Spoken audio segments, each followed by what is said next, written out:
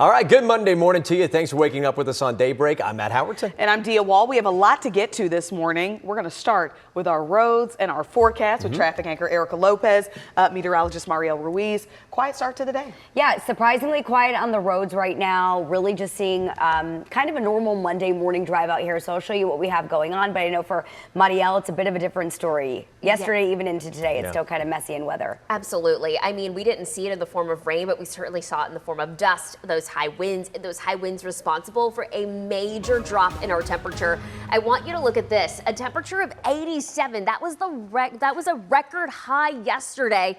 This morning so far, we've dropped to 37 degrees. I know it's early for math, so I'm going to do it for you.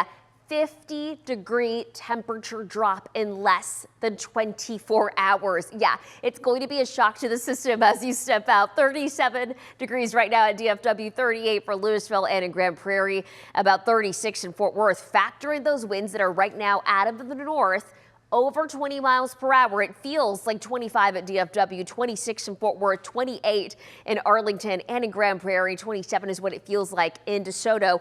Right now, our wind is gusting at about 35 miles per hour. I do think that the winds are going to calm down a tad throughout the day, but still breezy out of the north, gusting up to 30 miles per hour as the afternoon continues.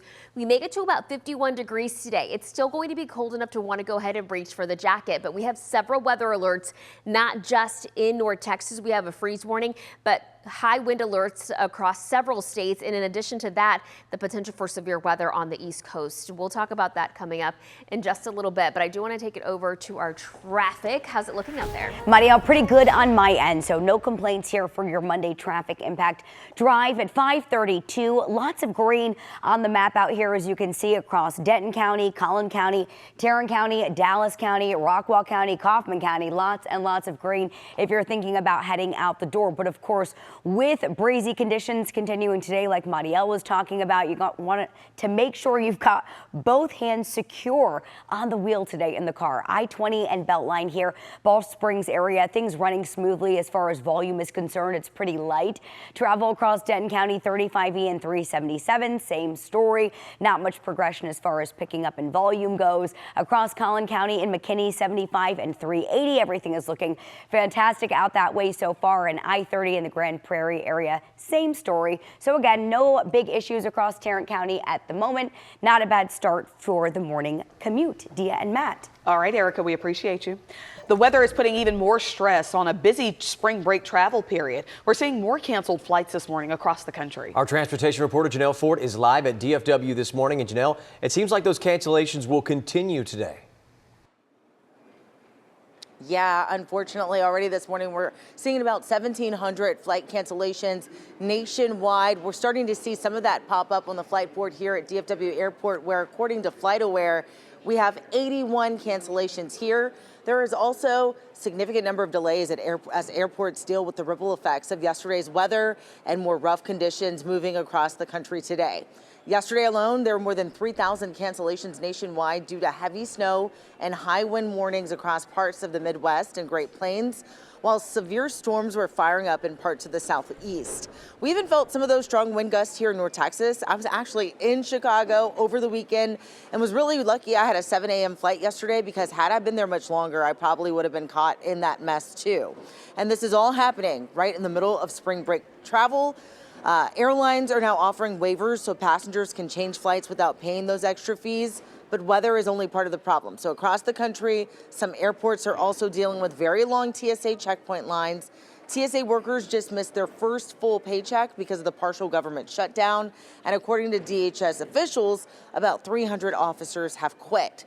Now, airline CEOs, including leaders from North Texas-based American and Southwest Airlines, are urging Congress to restore funding to DHS and reach a bipartisan deal to make sure that TSA agents and other aviation workers can all get paid. I'll send it back to you guys in the studio.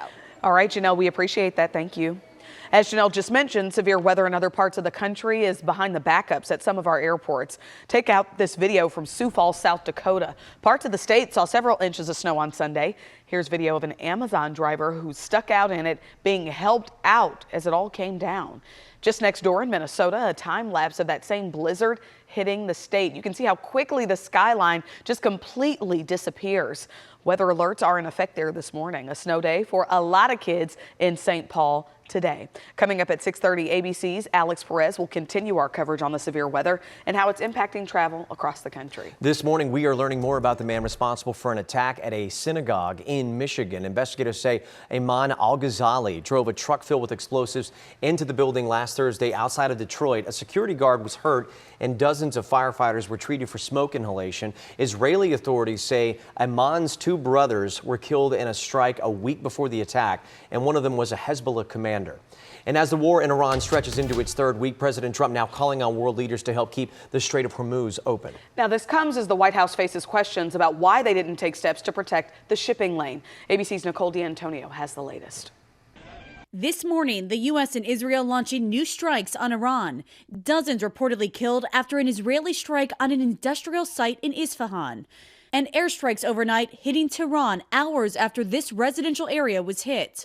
The Pentagon says it has reduced that country's missile volume by 90% and its drone capability by 95%. But Iran not backing down. We are ready to defend ourselves as long as it takes. Here at home, the war with Iran is having a ripple effect on the economy.